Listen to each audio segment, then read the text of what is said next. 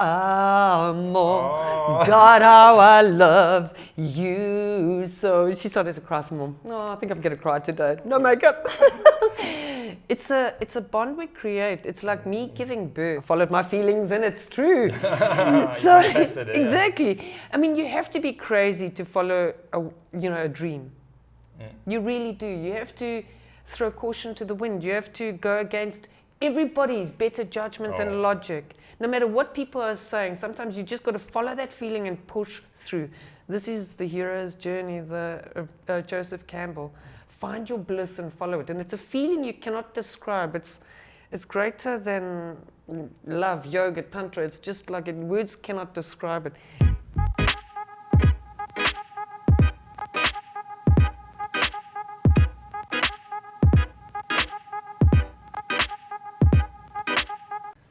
Welcome to this new episode, and today I am here with Vanessa. How are you, Vanessa? Hi, I'm good. How are you? Very good indeed. Vanessa is one of the very strong yoga teachers in Koh Phangan. She's got lots of experience in yoga. She's got her own yoga school, and she's been doing teacher training courses in Koh Phangan for quite a while as well. So I'm very interested in learning more about you, Vanessa. Can you tell us what is your background, your story in life? So I left South Africa, it's actually now January, 10 years ago, to travel. So I did my Eat, Pray, Love. I started yoga when I was about 4 and a bit. I remember doing it with my mother in the garden. She was teaching me and my sisters. And the very first one was the butterfly, Baddha Konasana, and it was so easy. And then my father, back in the 70s in South Africa, we were very conservative. We didn't even have TV. So my father thought this was another Osho cult. In those days back in the 70s, 1975, 76, we were very limited to technology. So we heard things and it got, enough time to marinate in gossip and imagination. So then, my father made my mom quit yoga, so we did ballet instead, which was great, modern dance and classical ballet. And then it was when I was and I also did athletics, which I needed to be physical and fit, a lot of long distance and so on. And when I was about 20 something, I think it was 27, 28, I went to my first yoga class, and I took my daughter with me. She's also a yoga teacher now. Back in Durban, and this teacher reminded me too much of my ballet teacher. She had the same voice, shrieking, and my ballet teacher used a feather duster to hit us. And I was really good at ballet, but this is not love. When you do something with passion, you've got to love what you do and do what you love. Yeah. Otherwise, it's a punishment. It's like washing dishes, but now I love it. I've made it disco at the dishes. Yeah, I know what you mean. Yeah, so the teacher was really like physical love as well? And yoga for me is about love, self-love.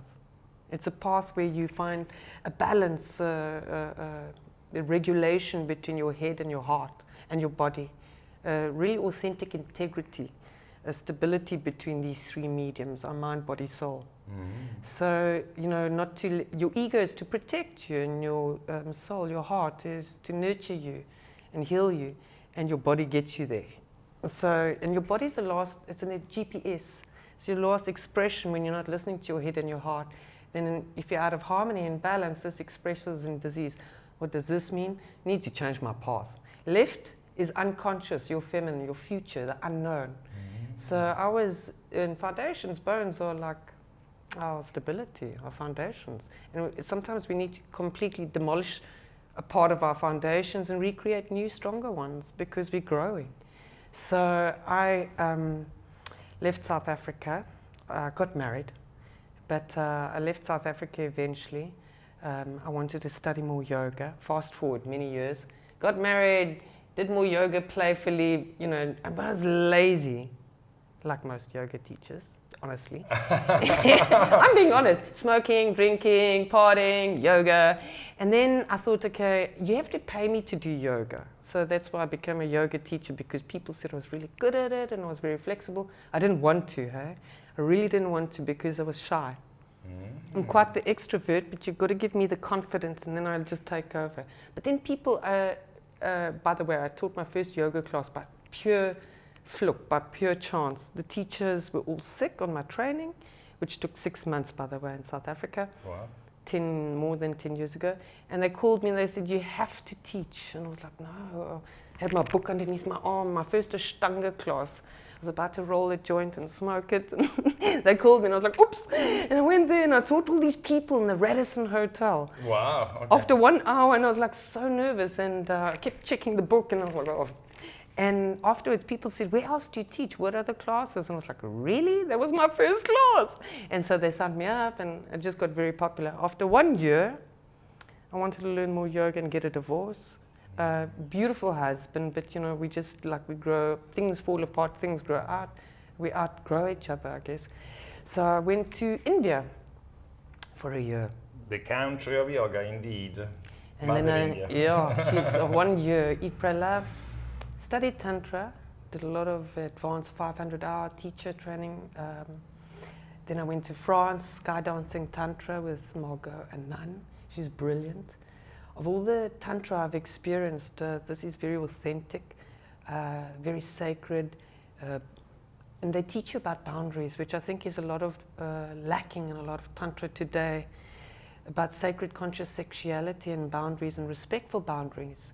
Finding your form and finding freedom in your form and choosing with conscious awareness that which brings you joy.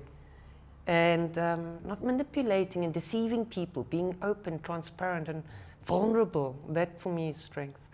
So I've been working on my own vulnerabilities and accepting them, acknowledging them instead of denying them these last 2 years, and coming clean with a lot of stuff within myself. And I think this has helped me also with the new courses I'm developing, Tantra for One, for absolute beginners. Because in my experience now, and all these Tantra workshops I've been to as a student and as a teacher, a lot of the times I seem to attract beginners. I'm really good at this. I love detail. So I fill in lots of details that people ask questions and I have the answers before. And this takes time. I talk a lot for that reason. Very descriptive and graphic, but you'll get some answers and maybe more before you even think about them. And then I saw on these Tantra for One, Tantra workshops, these people are very nervous and they don't know what to expect. And sometimes it's about boundaries and boundaries being overstepped. And they monkey see, monkey do. So they follow what everybody else is doing instead of being informed from the start, always, and reiterated and reminded. The choice is yours. You always have a right to say no and really be authentic and about, like you say with Joseph Campbell, follow your bliss, follow your feelings, but knowing those 3 parts, your physical, your heart, and your mind. Finding union in that yoga, that for me is real yoga. That's lovely. So I didn't know actually you also delved in Tantra so much. Yeah. Oh, yeah. Wow, that's fascinating. Yeah, I taught Tantra when I just arrived, but then at Summer Karuna it was so full, and then for a week afterwards it was like a buzzing orgasm. It was like taking your first MDMA. Every time I went somewhere in Sri Tanu, everybody was like, you're that woman! I was like, oh, God. And that's the part where I'm now not really good of I just want to be left alone and, I don't want to, but that comes with the territory being famous. And I think it scared me off. I didn't know how to, because now I've got to behave. Everybody's looking at you. And this is such a small fishbowl we live in. Yeah, more expectations. Huh? Exactly. But then I go and I have to live up to the ideal. Oh, we all have an ideal of what you expect a yoga teacher to be, and you don't expect them to be imperfect. They've already got their shit. They're enlightened. That is the biggest bullshit. And that is spiritual narcissism and bypassing. I think it's... I really like epistemology, like looking at reality, trying to understand, make sense of it. And what I used to do in the past is project my ideal of reality onto the world, and regularly the world fell short of my ideals. And that's how I would suffer a lot, So I would expect people to be in a certain way, and when I found out they were not, I would say, oh, this is wrong. Same. So what I'm trying to do now is indeed not to project my ideal of reality onto people so much. I try to take them as they come. And it's not easy sometimes, it's a challenge, because I think it's a natural process that we do, these projections. But yeah. But I feel for what you say, you know, that they expect the yoga teacher to be in a certain way. Exactly. And that puts a lot of pressure on you to kind of like play the part in a way. Walk the talk. Yeah, and walk your truth and live your purpose. So, you know, it's like also meditating, doing yoga, eating healthy, being sattvic, no coffee, no smoking, no thinking, being celibate. How far do you go? When is enough enough? I mean, you know, so it's always a process, and I think it's like a cycle of life. So, you know, we first come into this world, and then we are learning how to eat solids slowly after a couple of months, and then you're still on nappies, and slowly your mom takes you off the nappies onto her potty training, slowly off the bottle, slowly, you know what I mean? So at night you slowly start to sleep without a bottle, without a nappy. So it's a process that we are conditioned to, of integration. Some people can go cold turkey with doing nothing, and it works for them, but then they're surrounded in the right environment, go on a Vipassana workshop for 16 days. You'll be, you know, but then to come back in your freedom and not be distracted and triggered by society and reality and then go back to your old ways. That's the trick. Self-mastery. Now that is yoga.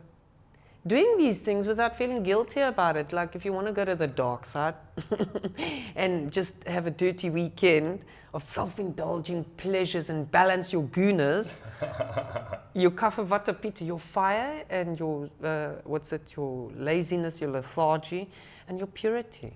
You can't be pure all the time, because the moment we are exposed to purity with, out of purity with environments, chemicals and viruses, you're so pure, you might just be too pure and your immunity is not strong enough to build up an immunity against resistance. Yeah, and also everybody's got a shadow, to a certain extent. I think it's part of us, and really owning it takes courage, yeah? And then sometimes you have to delve into your shadow, but doing it in a way that is controlled to a certain extent, and not overindulging in it, not hurting yourself too much or other people. Exactly. And what I'm trying to do indeed when it comes to this aspect of life, which is a little bit more destructive if you want, or more hedonistic, is that I try indeed to control it and limit and be very aware, very present in it.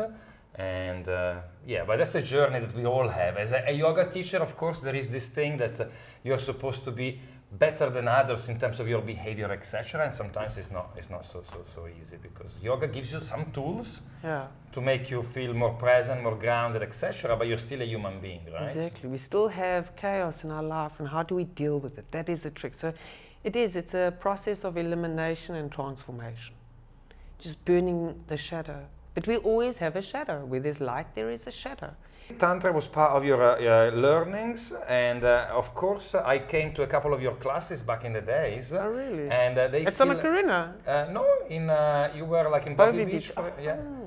And it's more like a vinyasa kind of like feel to it. Is that right? Yes. I mixed it. I'm talking about the asana actual yoga classes. So I mix it because I've had like 10 different yoga teacher trainings as a student.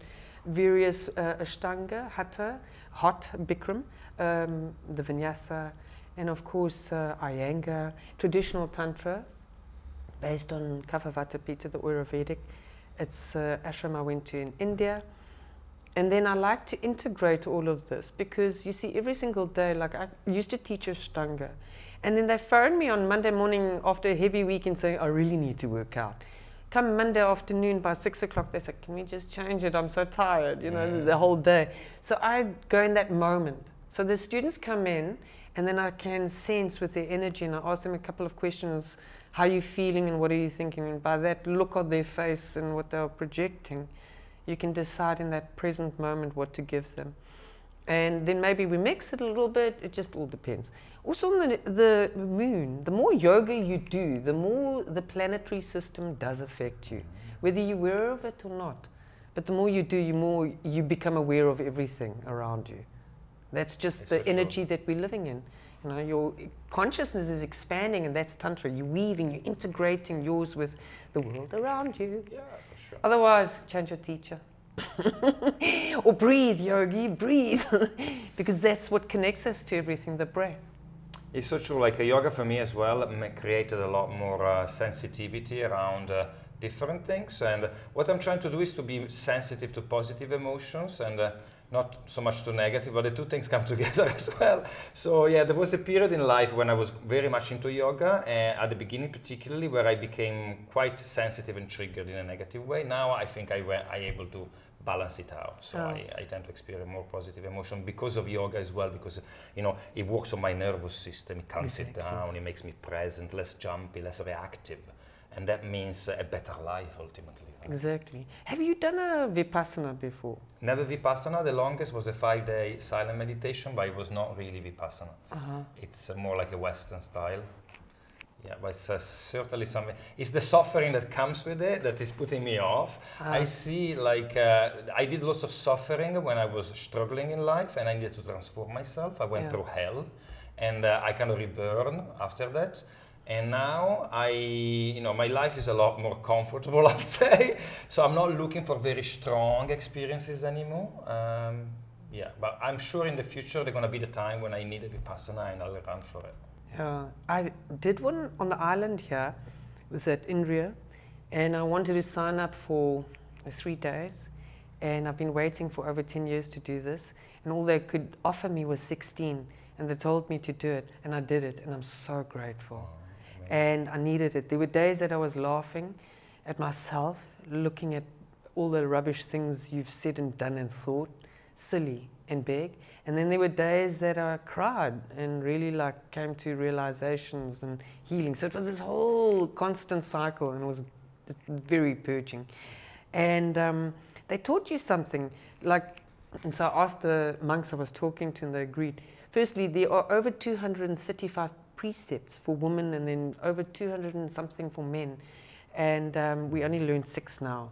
Okay, and the way you do it is, let's say you want to meditate today, but you only have 30 minutes. So 15 minutes you prepare mentally by doing the walking meditation, and then the other 15 you do by seating, and it's a rotation of your consciousness, which is awesome. It's like a yoga nidra in a way, but it's a Buddhist way. Apparently, Siddhartha became enlightened doing this way. I can really believe it, because it was so trippy. It was out of the body experience.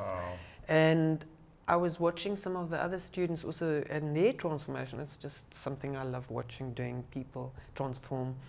And from these students arriving, very young, hot-blooded, fiery people coming in, then very literally sleeping in the temple because they just loved the meditation, waking up early and going back and then doing it. So it was really interesting, and I incorporated some of the ideals over there too. So something that they said is, every time you get your mind thinking, going off a subject, then you tell yourself, and you can't keep quiet, you say, thinking, thinking, thinking. So we do it 3 times, conscious, subconscious, and unconscious. Because half the time we are so unconscious of what's happening. And as you just said, when something triggers you and activates you, instead of reacting and you respond, you can choose to stay neutral.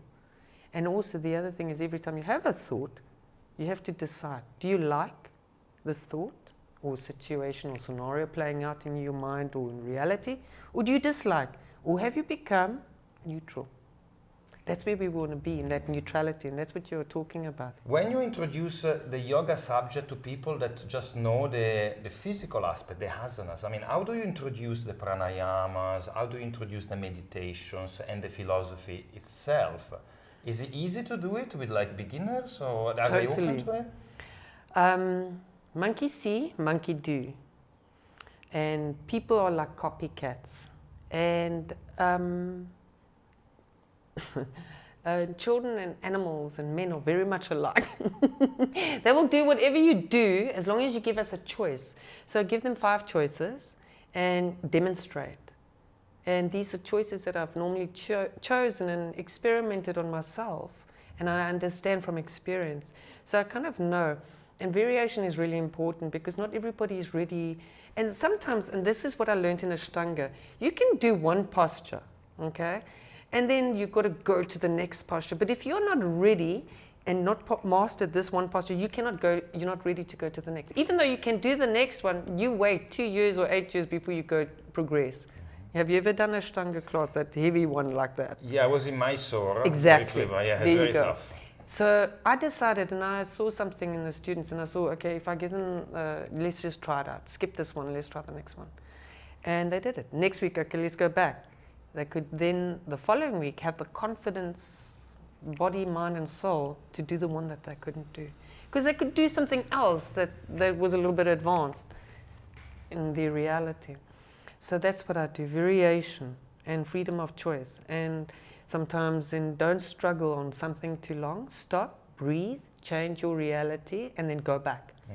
Because you get tired. And then also counter poses and preparation. When we plan to fail, when we fail to plan, we plan to fail. Okay. So it's always about preparation and intention. So breathing connects us to our divine intelligence.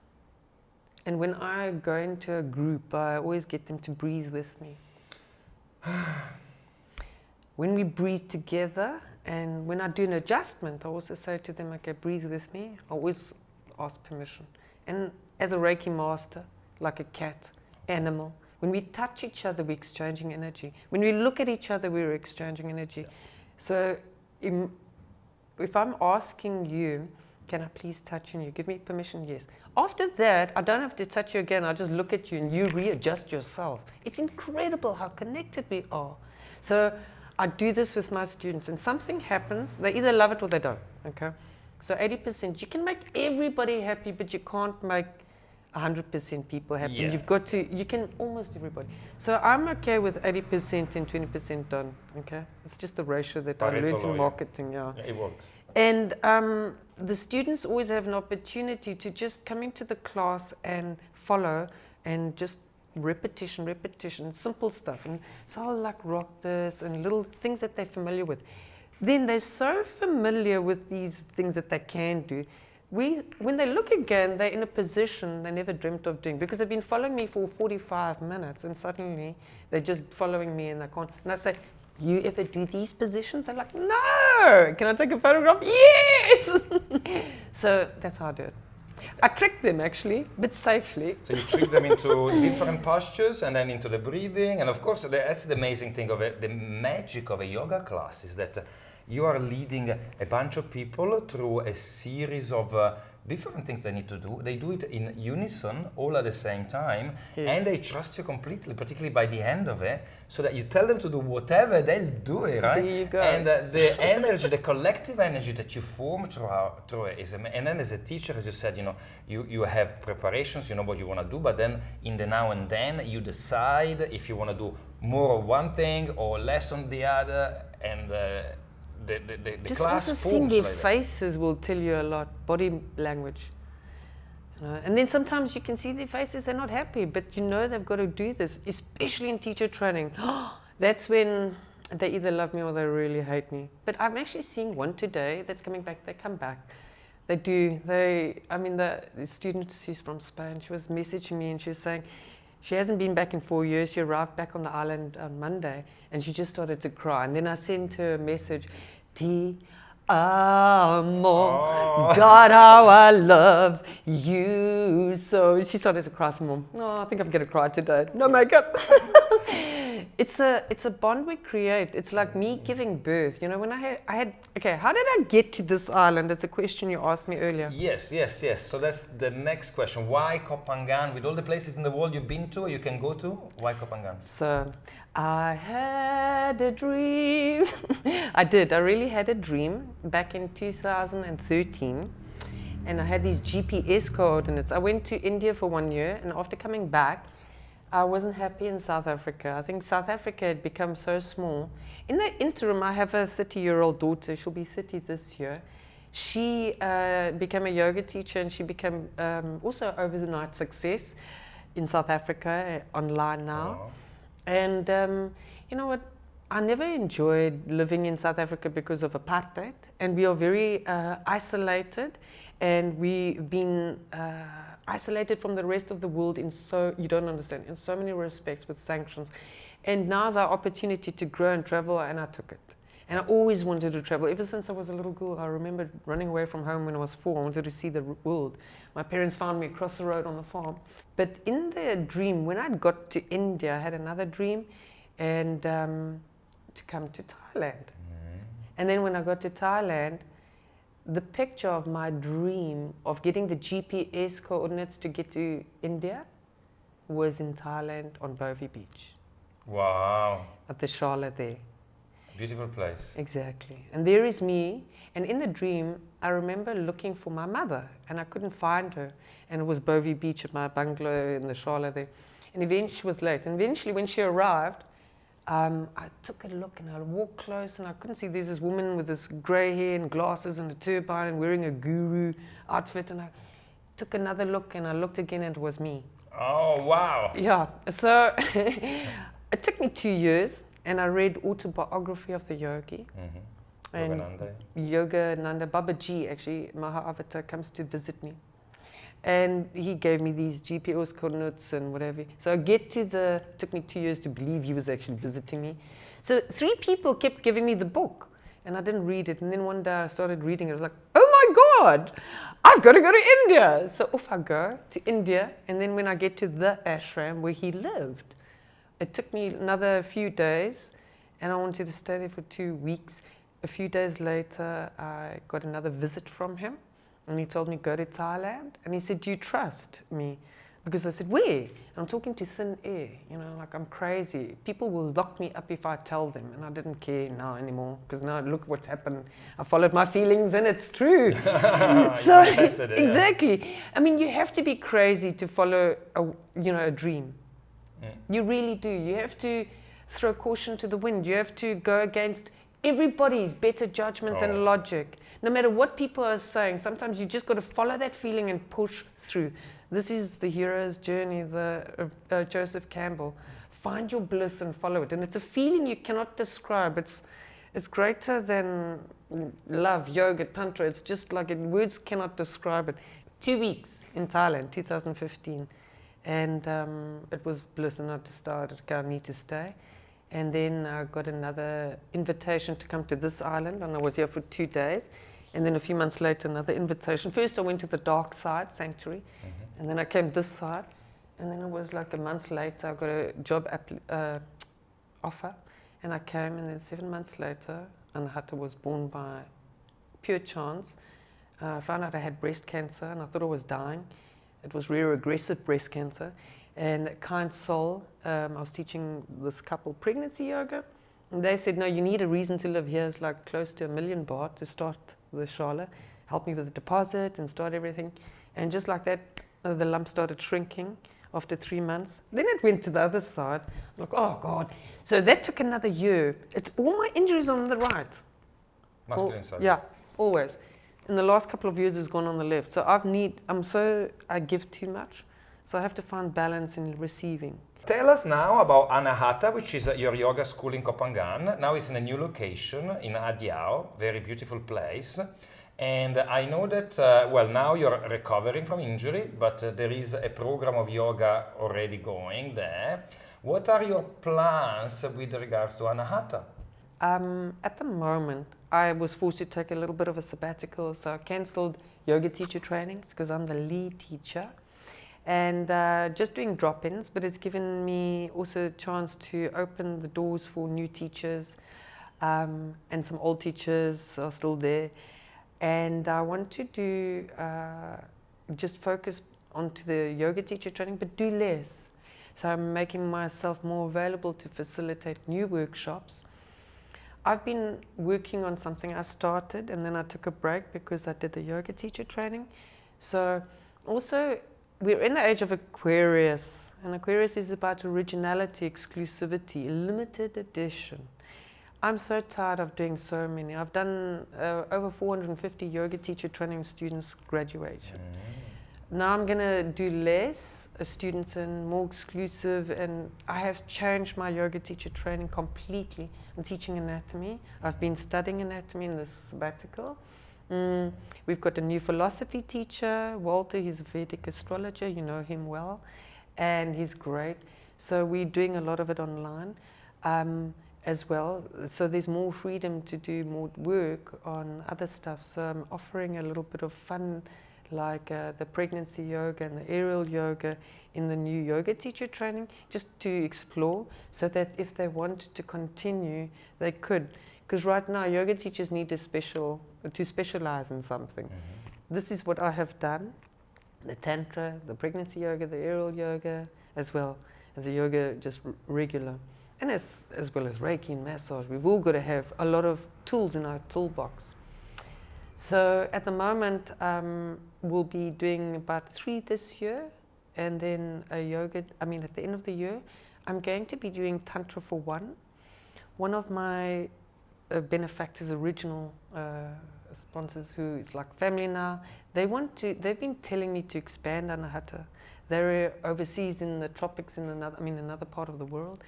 They have asked to translate the Tantra for One in German.